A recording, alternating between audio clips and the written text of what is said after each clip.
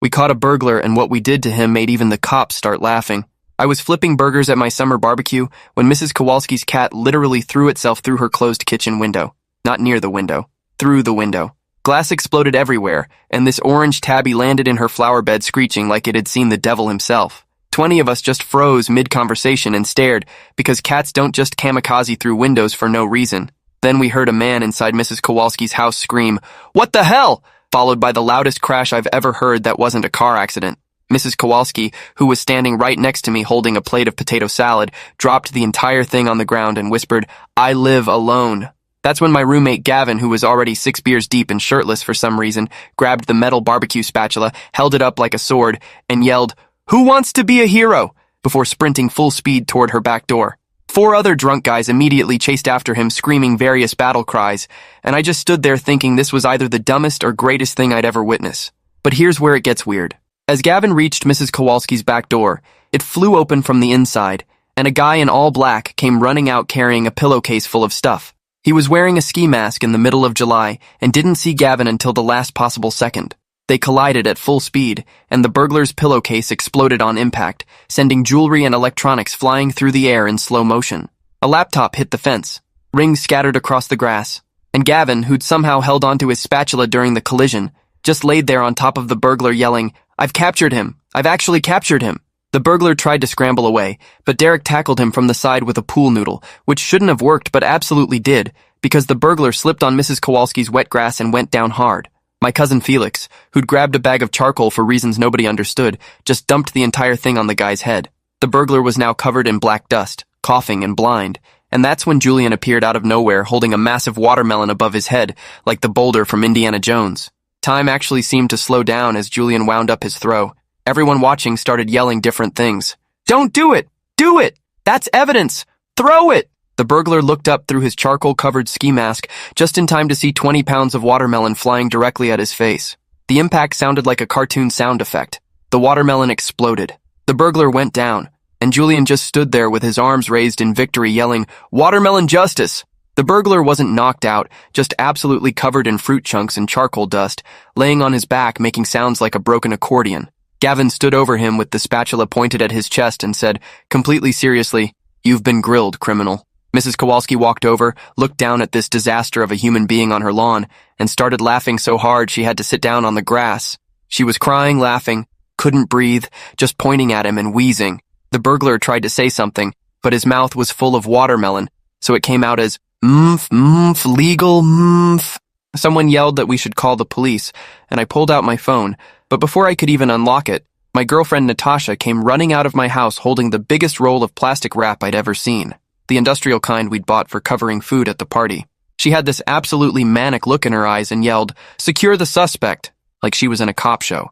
Before anyone could process what was happening, she started wrapping the burglar's legs together while he was still lying there covered in charcoal and fruit. She wrapped around and around and around, and the burglar was too shocked and winded to even fight back. He just kept saying, "Wait, what? What is this? What's happening?" in this confused, defeated voice. Derek immediately understood the assignment and started wrapping the guy's arms to his torso. Then Felix found another roll of plastic wrap in my kitchen, and they just kept going. Within 3 minutes, this burglar looked like a human burrito, just his head sticking out, completely immobilized, covered in black dust and watermelon chunks, lying on Mrs. Kowalski's lawn while 20 drunk people stood around watching like this was normal. But then it got weirder because Gavin suggested we take him to the front yard to wait for police, and 6 guys just picked him up like a log and carried him.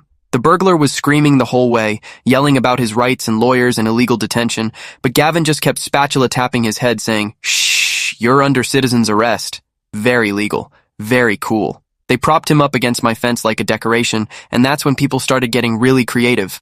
Mrs. Kowalski's daughter posted the photo to social media with the caption, "Neighborhood Watch actually works," and within 10 minutes it had 500 likes. My neighbor Ashley brought the burglar a plate of food and tried to hand feed him a burger, asking if he wanted cheese.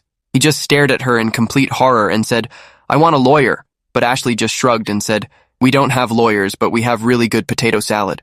The absurdity of the situation was escalating by the second. Someone turned the music back up. People were taking selfies with the plastic-wrapped burglar, and he just sat there having the worst day of his entire criminal career. Then my other neighbor, Mr. Pacheco, walked over to see what the commotion was about. He looked at the scene, didn't even seem surprised, and walked right up to the burglar's face. You, he said, pointing aggressively. You're the one who broke into my house 3 weeks ago. I recognize that stupid beanie. He pulled out his phone and showed the burglar security footage of someone in the exact same outfit breaking his window. The burglar's eyes went huge and he started shaking his head frantically, but Mr. Pacheco wasn't done. He turned to all of us and said, "This guy stole my wife's necklace, her grandmother's necklace." We filed a police report and everything. The energy shifted immediately. This wasn't just a random burglar anymore. This was the burglar who'd been terrorizing our neighborhood for weeks. People started pulling out their phones and checking their own security footage. Within 5 minutes, 3 other neighbors confirmed they had videos of the same guy breaking into their houses. The burglar's face went from angry to absolutely terrified because he realized he wasn't just caught for one break-in. He was caught for everything. That's when someone suggested we properly secure him until the police arrived, because what if he somehow escaped the plastic wrap? Julian, still riding high from his watermelon victory, ran to the hardware store 2 blocks away and came back with rope, more duct tape, and for some reason, a bag of zip ties. I tried to be the voice of reason and said, maybe we'd done enough, but Natasha said, no, we need to be thorough, and started reinforcing the plastic wrap with duct tape. They wrapped his torso, then his legs. Then they started adding rope for extra security. Derek suggested they create a cocoon, and everyone agreed that was a great idea. 20 minutes later, this burglar looked like a mummy. Multiple layers of plastic wrap, duct tape, and rope. Just his face exposed, looking absolutely defeated. Someone put a party hat on his head because they thought it was funny. Another person gave him sunglasses. Mrs. Kowalski took another selfie with him, this time holding a "Thanks for coming to our party" sign. The burglar just closed his eyes and accepted his fate. But we still had a problem. The police were taking forever. I'd called 911 30 minutes ago, and they said they were dealing with a major accident and it would be at least another 20 minutes. So we had a captured, mummified burglar at our barbecue, and people were getting bored just standing around. That's when Gavin had his worst idea yet. "We should interview him," Gavin announced, "like a true crime podcast. Find out why he does what he does." Before I could say that was a terrible idea, Derek was already setting up his phone to record. Julian grabbed a beer and sat down next to the burglar like they were old friends. And Gavin, still holding his spatula, started asking interview questions. "So, Kevin, can I call you Kevin?" The burglar glared. "My name's not Kevin." "It is now," Gavin said. "Kevin, what made you choose a life of crime?" The burglar just stared at him in disbelief. "Are you serious right now?" "I'm calling a lawyer the second the cops get here." Gavin nodded thoughtfully. "So you're saying you do have a lawyer? Interesting. That suggests premeditation." The burglar looked like he wanted to cry. The interview went on for 10 minutes, and it was the most absurd thing I've ever witnessed. Gavin asked about his origin story as a criminal. Derek asked about his favorite break-in techniques. Julian asked if he'd ever considered going straight and opening a locksmith business instead. Ashley asked about his diet and whether being a burglar was stressful. The burglar answered exactly 0 questions and just kept demanding a lawyer, but everyone else was having the time of their lives. Mrs. Kowalski asked if he felt bad about stealing her grandmother's jewelry box, and the burglar actually looked guilty for a second before saying, "I didn't know it was your grandmother's." She replied, "Well, it was, and now you've made me sad at my own party." The burglar mumbled, "Sorry," and everyone lost their minds. "He apologized," someone yelled. "Character development." People were cheering like we'd just witnessed a redemption arc in real time. The burglar looked utterly confused about why everyone was celebrating his forced apology. Finally, the police arrived. 2 officers walked into my backyard and stopped dead. Officer Ramirez, this older cop with gray hair, just put his hands on his hips and stared at the scene for a solid 10 seconds without saying anything. His partner, Officer Lim, was younger and immediately started fighting a smile. His shoulders were shaking and he had to turn around. Officer Ramirez walked up to the mummified burglar and said, "Sir, are you injured?" The burglar immediately started yelling, "Yes! These people assaulted me. They threw a watermelon at my face. They wrapped me in plastic like a sandwich. This is illegal detention. I want to press charges." Officer Ramirez looked at all of us. "Who threw a watermelon?" Julian raised his hand proudly. "Me, officer. Direct hit. It was beautiful." Officer Lim had to walk away because he was full-on laughing now. Officer Ramirez was trying so hard to stay professional, but I could see his mouth twitching. "Why did you throw a watermelon?" he asked. Julian thought about it. Seemed like the right thing to do in the moment. Officer Ramirez nodded slowly. "And the plastic wrap?" Natasha stepped forward. "Citizen's arrest, officer." We secured the suspect. With 3 rolls of plastic wrap. We were being thorough. Officer Ramirez turned back to the burglar. "Do you want to file assault charges?" The burglar started to say yes, but then Officer Lim came back and said, "Just so you know, if you file charges, we'll need to investigate whether a watermelon constitutes a weapon, which means preserving it as evidence, which means documenting that you were defeated in combat by fruit." The burglar's face went through several emotions before he finally mumbled, "Never mind. Officer Ramirez nodded. Smart choice. Then Mrs. Kowalski showed them her jewelry box that we'd collected from the yard, and Mr. Pacheco showed them his security footage. Officer Ramirez's entire demeanor changed. He radioed for backup and said something about multiple connected burglaries. He looked at the burglar. You're not just in trouble for today, are you? The burglar closed his eyes and shook his head. Officer Lim started unwrapping him, which took forever because Natasha had used so much material. Every layer revealed more charcoal dust and dried watermelon. Officer Lim kept making jokes. Almost there, buddy. You're like a really sad piñata. When they finally freed him and put him in handcuffs, Officer Ramirez read him his rights while Officer Lim talked to us. This is, hands down, the weirdest arrest I've been part of. My sergeant is never going to believe this. He took all our information for statements, and as they walked the burglar to their car, Officer Ramirez turned back and said, For the record, this was the most entertaining citizen's arrest I've seen in 15 years. Completely insane, but it worked. Officer Lim added, I'm putting this in my memoir. As they drove away with the still charcoal-covered burglar in the back seat, I swear I saw Officer Lim taking a selfie with him. The party immediately erupted in celebration. People were high-fiving, retelling the story from their perspectives, and Julian was reenacting his watermelon throw for anyone who'd watch. Mrs. Kowalski gave Gavin, Derek, Felix, and Julian hero burgers with extra everything. Someone made a toast to watermelon justice, and everyone drank. It was the best barbecue I'd ever hosted, and it wasn't even close.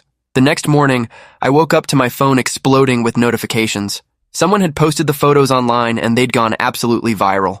The image of the plastic-wrapped burglar propped against my fence had millions of views. News outlets were calling. The local news showed up at my house at 8 in the morning asking for interviews. Mrs. Kowalski was already in full makeup ready for her close-up, retelling the story with added embellishments. According to her version now, Gavin had kicked the door off its hinges, and Julian's watermelon throw was like watching an Olympic athlete. None of that happened, but she was committed to her narrative. The news segment aired that evening and made us look like vigilante heroes. The headline was, Neighborhood Stops Serial Burglar with Barbecue Supplies. We were local celebrities overnight. People recognized us at grocery stores. Restaurants gave us free appetizers. It was surreal. 3 days later, Officer Ramirez called and asked if we could come to the police station. I thought we were in trouble, but when we got there, the entire department wanted to meet us. The police chief shook our hands and said the burglar, whose real name was actually Kevin Strout, had confessed to 14 different break-ins after being arrested. Apparently, being defeated by drunk people with fruit had broken his spirit completely. Captain Morrison said, We've been trying to catch this guy for 2 months, and you did it with a watermelon and plastic wrap. It's the most ridiculous and effective arrest I've ever seen. Officer Lim had printed the viral photo and hung it in the break room with the caption, Never underestimate party supplies. They gave us certificates that said, Honorary Deputy for Exceptional Use of Produce with official stamps. Gavin framed his immediately. Julian asked if he could get one for the watermelon too. They said no, but they appreciated his dedication. The story kept growing. We got interviewed on podcasts, morning shows, local radio. Every time we told it, people couldn't believe it was real. The most common question was, why didn't you just wait for police? And our answer was always drunk logic. The second most common question was, why a watermelon? And Julian's response became legendary. It was there, and I trusted my instincts. That quote became a meme in our city. People commented, trust your instincts with watermelon emojis on completely unrelated posts. Local businesses started using it in advertisements. A gym used it as their slogan. Julian was weirdly proud of his accidental philosophical contribution to society. He started signing autographs with Trust Your Instincts, Julian, and drawing little watermelons next to his name. He was leaning into his fame hard, and honestly, I respected it. Mrs. Kowalski wrote a book called Grilled Justice, How My Neighbors Saved My Home with a Spatula and a Dream. It was 70% accurate and 30% complete fantasy, but it was entertaining. She had a whole chapter about Gavin's tactical spatula mastery, with diagrams that made 0 sense. Another chapter called The Ballistics of Justice analyzed Julian's watermelon throw using fake physics. She dedicated it to heroes everywhere who fight crime with whatever's available. The book sold surprisingly well, and she donated all proceeds to a victims' assistance charity. Say what you want about her embellishments, but Mrs. Kowalski had a good heart. We had a book release party at my house, obviously a barbecue, and she signed copies for everyone while telling the story for the 1,000th time. Each retelling added new impossible details, but nobody corrected her anymore. The legend was more fun than the truth. Kevin got sentenced to 5 years for all the burglaries. His lawyer tried to argue he'd been humiliated enough, but the judge wasn't sympathetic. Officer Ramirez told us Kevin became known as Fruit Guy in prison because he couldn't escape the story. His arrest report literally included the words, subdued by watermelon, and other inmates never let him forget it. Even in prison, the humiliation followed him.